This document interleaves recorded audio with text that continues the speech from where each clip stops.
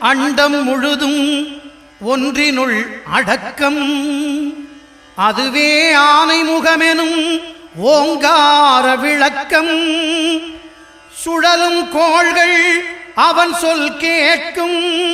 அவனை தொழுதால் போதும் நல்லதே நடக்கும் ஆனை முகனை தொழுதால் நவக்கிரகங்களும் மகிழும் நல்லதே நடக்கும் நல்லதே நடக்கும்.